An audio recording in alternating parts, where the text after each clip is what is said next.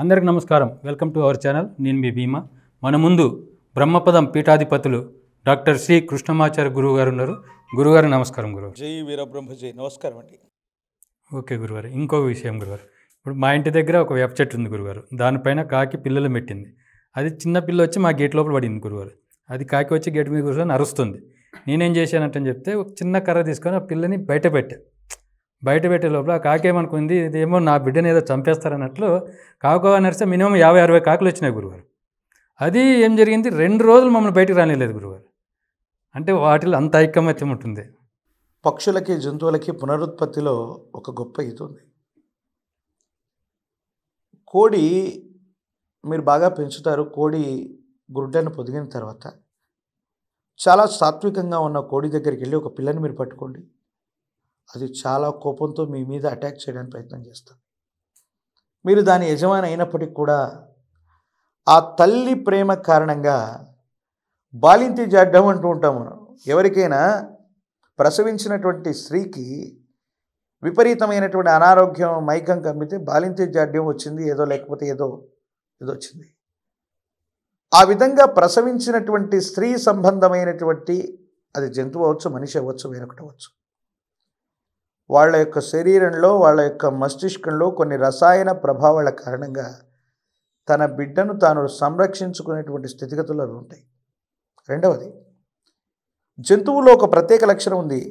ఇప్పుడు మనిషికి బిడ్డ జన్మించిన తర్వాత తీసుకెళ్తారు, వేరొకటి చేస్తారు, బొడ్డు కత్తిరిస్తారు, వాటిని శుభ్రం చేస్తారు, మళ్ళీ తీసుకొస్తారు. కానీ జంతువుల విషయంలో ఒకటి ఉంది. బిడ్డ పుట్టినటువంటి తర్వాత పొరపాటున తల్లి నుంచి వేరు చేశామా, ఆ బిడ్డను మళ్ళీ దగ్గరికి రానివ్వదు. ఇది నా బిడ్డ కాదనుకుంటుందట. ఇలాంటి సందర్భాలు కూడా కొన్ని ఉంటాయి. రెండవది, అందుకే పెద్దవాళ్ళు కొన్ని విషయాలు చెప్తుంటారు. మర్కట కిషోర న్యాయం అని. మీరు కాకుల గురించి చెప్పారు, ఈ విషయాన్ని చెప్పి దీనికి ఉదాహరణగా చెప్తారు. కోతి తన పిల్లల్ని తన యొక్క ఉదర భాగాల్లో కనిపించుకుంటుంది.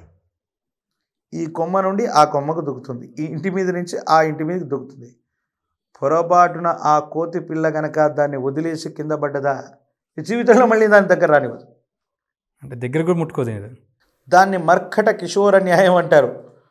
గురువు ఎన్ని జంపింగ్స్ చేసినా శిష్యుడు అలాగే పట్టుకొని ఉండాలంట. ఒక్కసారి వదిలిపెట్టాడా మళ్ళీ గురువు దగ్గరికి రానివ్వడట. ఇట్లాంటి లక్షణాలు కొన్ని ఉంటాయి. ఇక కాకులు, కొన్ని రకాలైనటువంటి పక్షులకి తీక్షణంగా అవి చిన్న పిల్లల్ని పాలన చేస్తున్నప్పుడు, వాటికి ఆహారం సేకరించి పెడుతున్నప్పుడు వాటి మనసు నిండా ఒక రకమైన ఉన్మాదం ఉంటుంది. అవి చర్యకు ప్రతిచర్యగా ఉపక్రమణ చేస్తూ వేటి మీదైనా అటాక్ చేయగలిగినటువంటి పరిస్థితులు అటాకింగ్గా ఉంటాయి. అవి చాలా ప్రమాదకారిగా ఉంటాయి, మనకు తెలియదు వాటి గురించి. సో మీరు అన్నట్టు ఒక మనిషి చనిపోతేనో, ఒక మనిషికి హాని జరిగితేనో సంఘజీవి అయినటువంటి వేరొక వ్యక్తి, వేరొక మనిషి చూడడానికి కూడా రాడు. కాకుల్లో ఉన్నటువంటి మీరు చెప్తుంటే ఆ ఐక్యత చూడండి. ఒక కాకి ఏదో జరిగింది, దాని బిడ్డను మీరేదో హాని చేయబోతున్నారనేటువంటి ఉద్దేశం చేత ఒక్క కాకి కావు కావుమని పిలిస్తే కొన్ని 10 లేదా 100 సంఖ్యలో కాకులు వచ్చాయి.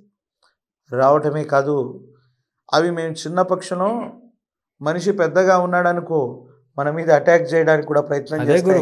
బయటకు కూడా మేము డోర్ తీసుకొని బయటకు వచ్చే లోపల వచ్చి గేట్ మీద కూర్చుంటున్నాయి.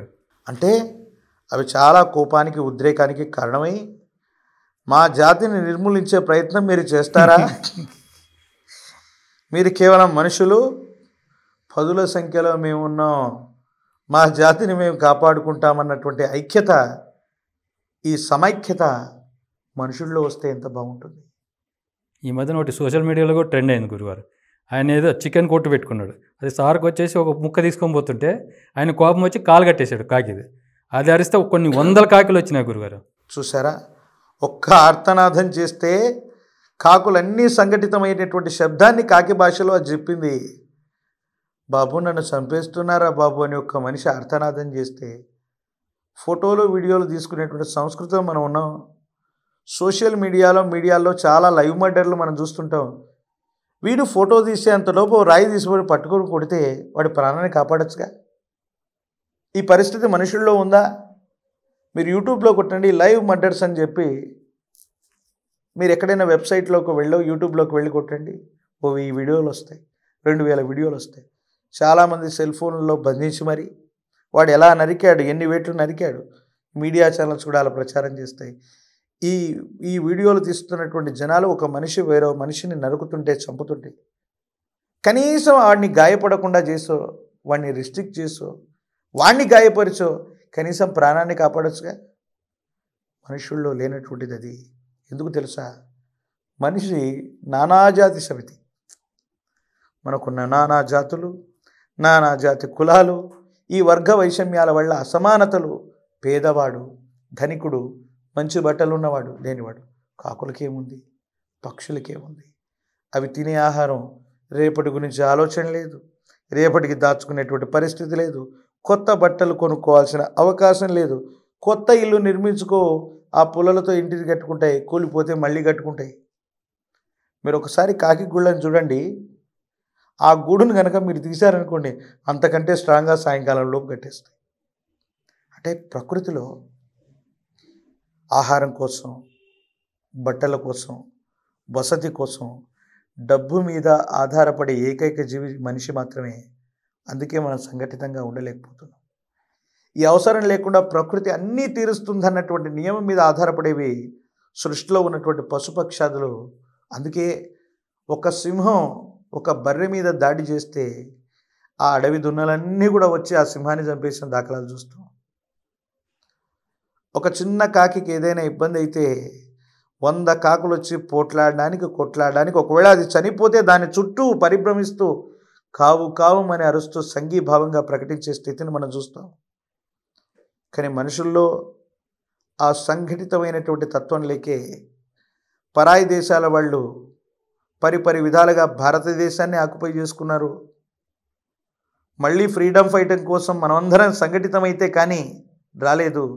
దీని వెనక ఉన్న అంతరార్థం ఏంటంటే, మనిషి సంఘజీవి, ఒక్కడిగా ఏది సాధించలేము, సమిష్టిగా వ్యవస్థగా ఉంటేనే ఏదైనా సాధించగలడానికి వాటి యొక్క ఐకమత్యం నిదర్శనం.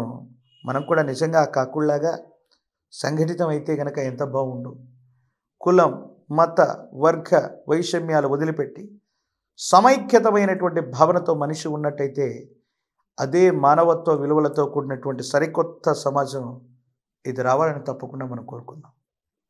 ఓకే గురుగారు, నమస్కారం. ఇంతసేపు మా కోసం మా సందేహాలు తీర్చినందుకు చాలా థ్యాంక్స్ గురుగారు. జై వీరబ్రహ్మ, జై గోవింద మామ జై. ఇదండి ఈరోజు మరొక టాపిక్తో మళ్ళీ కలుద్దాం.